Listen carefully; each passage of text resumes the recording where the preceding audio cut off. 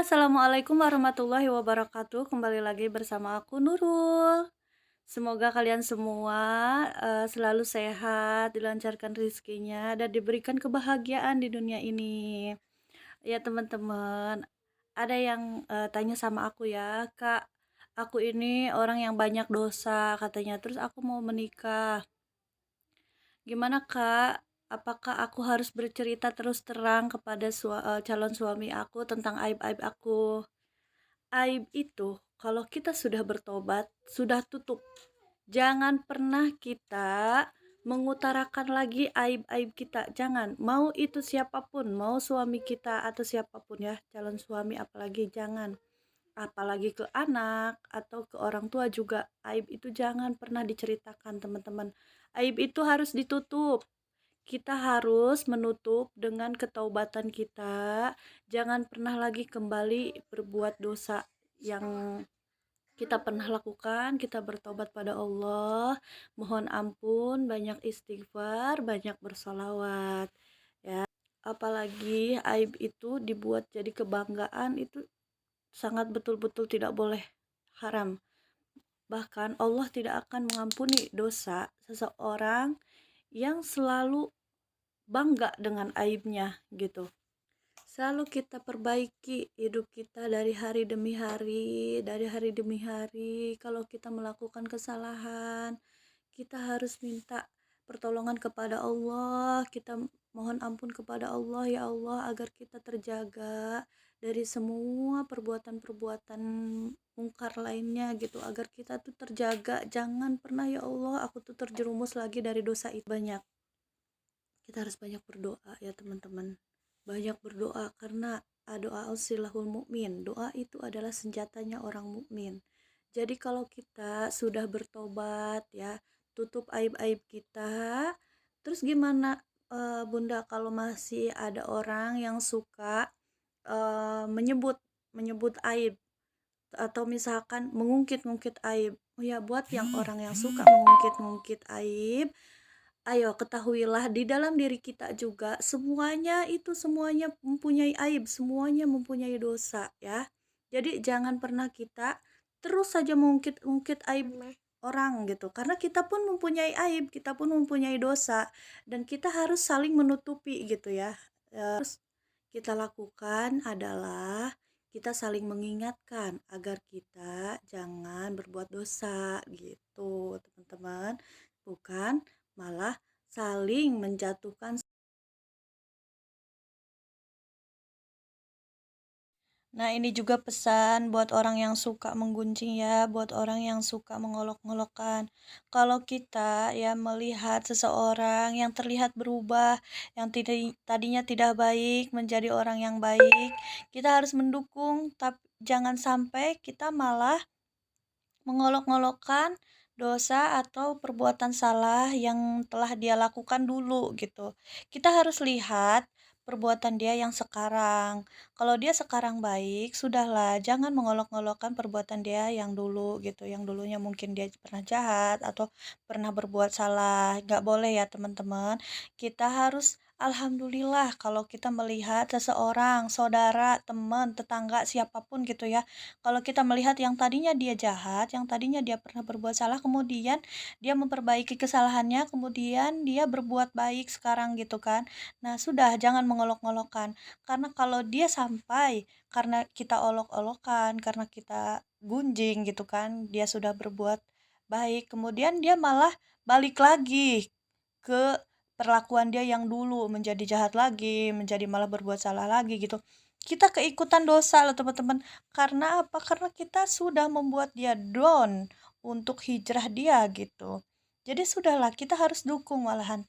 Nah, terus kita juga harus ngasih, terus memberi nasihat-nasihat yang baik. Karena kebanyakan ya teman-teman, orang yang mau berubah justru orang yang sangat menampung nasihat, sangat menampung semua perkataan-perkataan yang baik gitu. Seneng dia dinasehatin. Justru kita yang menjadi orang yang sangat keras kepala gitu ya. Kita yang merasa diri kita benar, kita merasa tidak butuh gitu buat dinasehatin orang lain karena merasa diri kita itu benar gitu. kita selalu merasa bahwa diri kita itu sudah berbuat baik. Saya benar, tak perlu nasihat orang lain. Malah kita yang selalu menyalah-nyalahkan orang lain, kita yang selalu mengungkit-ngungkit kesalahan orang lain karena kita merasa bahwa diri kita itu benar gitu. Jangan ya, karena itu masuknya sombong teman-teman. Ada orang yang mau bertobat dalam kisahnya ya, karena sudah membunuh gitu kan, sudah pernah memperkosa gitu. Kemudian si kiai yang rajin ibadahnya malah berkata, "Kamu tidak akan diampuni oleh Allah karena kamu dosanya terlalu banyak." Bahkan malah kiai itu yang masuk neraka, semua amalan-amalannya hapus teman-teman, karena begitu, karena terlalu sombong gitu. Namun dia tidak menyadarinya bahwa perkataannya itu sudah sombong gitu kepada orang pendosa gitu, padahal si pendosa itu ingin berbuat baik, ingin bertobat gitu. Hati-hati ya teman-teman dengan keadaan kita yang kita merasa bahwa diri kita itu sekarang lagi ada di posisi yang baik, misalkan kita sudah rajin sholatnya, rajin mengaji, terus kita rajin bersedekah gitu ya, terus kemudian kita gitu merasa sombong gitu teman-teman, kita merasa bahwa kita tuh orang benar gitu, kita tuh orang yang solehah, kita orang yang soleh gitu. Jadi ketika kita melihat orang-orang gitu ya, yang mau bertobat, yang mau eh, melakukan kebaikan gitu ya, kita malah mengolok-olokkan mereka gitu. Jadi kita harus hati-hati gitu dengan perubahan kita yang lebih baik, tapi kita malah menjadi sombong. Hati-hati ya teman-teman, karena jangan sampai kita mempunyai akhlak yang tadinya kita membutuhkan. Akhlak itu ada dua, akhlakul karimah dan akhlakul majmumah.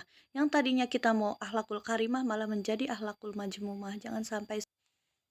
Lebih mulia itu seseorang yang mendapatkan apapun dia, musibah, apapun dia masalah, dia dihina, dia dicaci, dia dipitnah, dia diam. Lebih mulia seperti itu teman-teman. Diam. Itu yang dinamakan diam itu emas. Ya, seperti Siti Maryam difitnah, diam. Siti Khadijah difitnah, diam.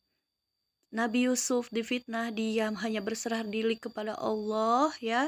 Tetapi karena kesabarannya, karena diamnya, Allah Maha tahu. Allah mengabulkan segala doa-doanya dan Allah memberikan petunjuk bahwa dia itu adalah orang yang benar gitu kan.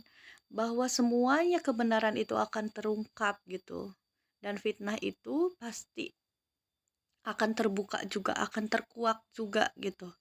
Ya teman-teman, kita sudah belajar ya dari kisah-kisah pada zaman dulu gitu kan.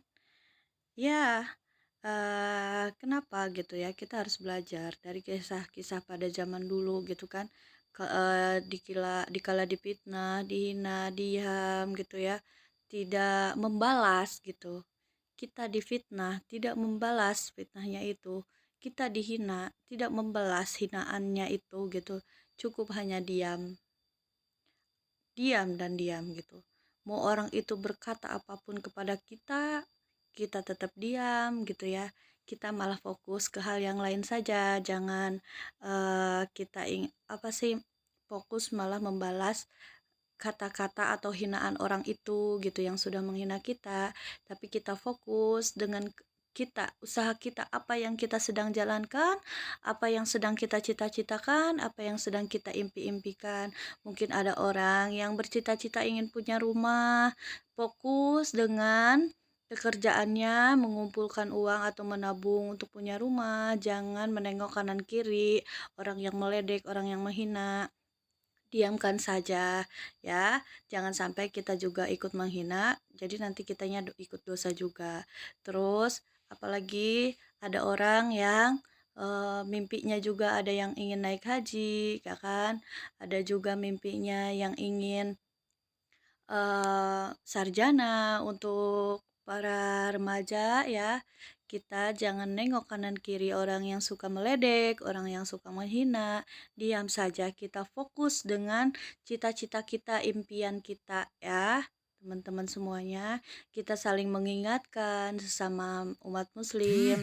Jikalau ada yang berbuat salah, kita saling ingatkan.